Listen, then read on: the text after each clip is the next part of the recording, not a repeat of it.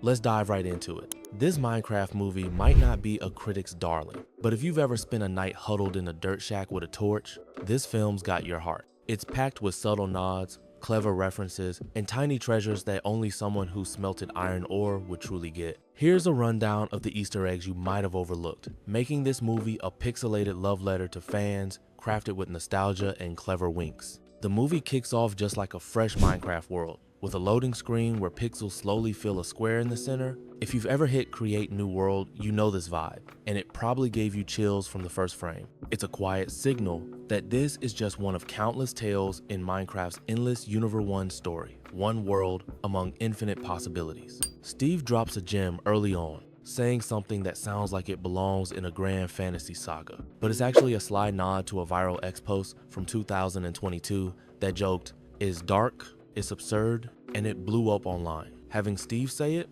pure genius and inside joke that lands perfectly for fans who've seen the meme. The opening shot mirrors that iconic Minecraft menu screen, setting the stage for adventure in the most nostalgic way. Like any fresh spawn, Steve does what every player does. He builds a quick dirt hut. Why dirt? Because when the sun sets and zombies, skeletons, and spiders creep in, survival is all that matters. The film nails that heart-pounding tension of your first night in survival mode. One sweet moment comes when Steve meets a wild wolf. Every player knows you need bones to tame one, and Steve nails it on the first try, naming his new pal Denise, the film's most loyal sidekick. In the game, it's rarely that easy. Sometimes you're tossing bones like confetti with no luck, but here, Dennis gets a red collar, just like in game, a small detail that warms the heart. Peace in the overworld doesn't last. Steve builds a nether portal obsidian blocks. Flint and steel, boom, welcome to hell. We see piglins, brutal piglin brutes straight out of Minecraft Legends, and gas hurling fireballs, just like the game. The real shock is Malgasha, the movie's villain. She's not in the game, but her vibe echoes the Beast or the Greytog,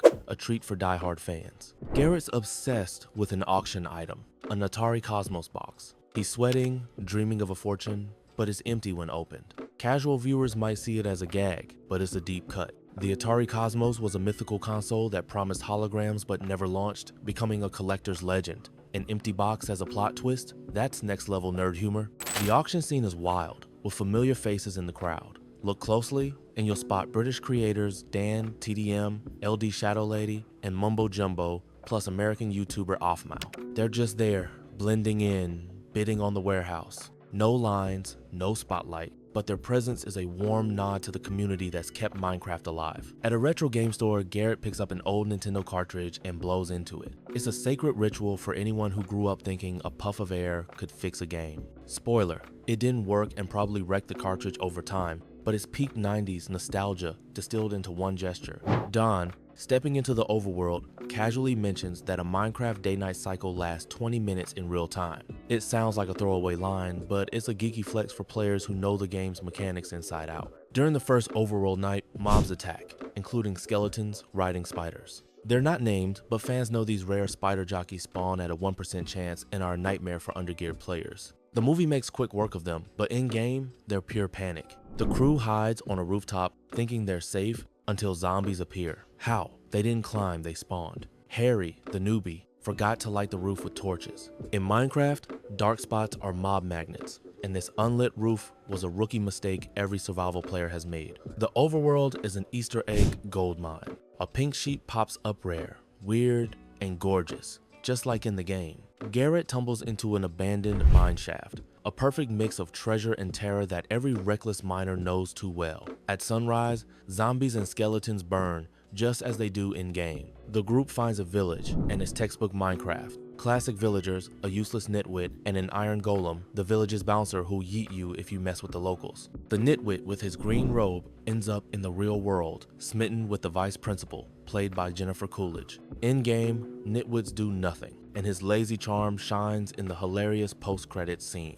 Creepers, Minecraft's silent terrors, get a twist. They don't just explode, you have to hit them. This fuels an insane action scene, where the crew uses creepers like walking bombs, staying true to the game's creative chaos. Henry spots a crowned piglet and asks about it. Steve's reply points to Technoblade, the beloved creator who passed in 2022. His logo, a crowned pig, was honored in-game with Technoblade Never Dies. The movie's tribute hits hard, a bittersweet moment for fans. Pop culture nods abound. Steve calls Henry Little Frodo a clear Lord of the Rings jab. Jason Momoa rides a creature like a Game of Thrones dragon. An iron golem with speed boots feels like Optimus Prime. A Beetlejuice poster in Garrett's shop is blatant. For Jared Hess fans, tater tots as weapons scream Napoleon Dynamite, and Garrett's fight with a baby zombie feels straight out of Nacho Libre. Underground, Steve, Garrett, and Henry race through a rail-filled tunnel, but the powered rails run out. Garrett stuck pushing the cart by hand, fleeing creepers. It's funny but painfully real. Anyone who skimped on powered rails knows the struggle of a sluggish minecart.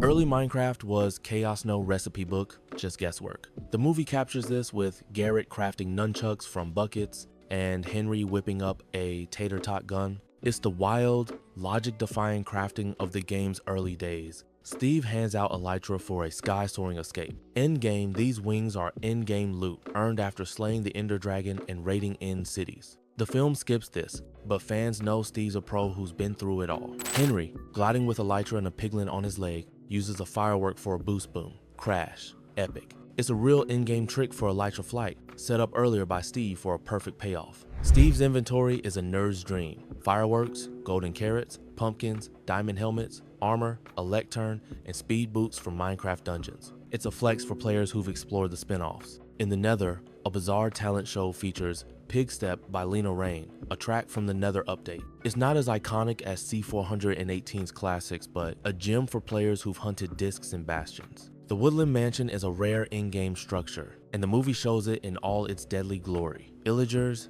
axe-wielding Vindicators, spell-casting Evokers, and a baby zombie on a Chikana Reel rare combo. An Enderman appears, tall and touchy. Harry grabs an Ender Pearl, a teleportation item, after facing it down. In a dreamlike scene, Henry sees Steve with glowing white eyes. It's not named, but players know. Herobrine, the game's creepypasta legend. It's a chilling Easter egg for those who've scoured spooky forums. Henry stares down at Enderman Big Mistake. In-game, eye contact triggers an attack. The movie doesn't make it a horror show, but the rule is clear. Look away or regret it. The final battle sees piglins storm in, with a night beacon from Minecraft Legends casting eternal darkness over the overworld super creepy. During a chase, the trio nearly falls into the void, but Steve saves them with a water bucket clutch, a pro move every player dreams of nailing. A portal opens and Steve heads home, greeted by a red-haired girl named Alex. Fans lose at Alex. Steve's female counterpart since 2014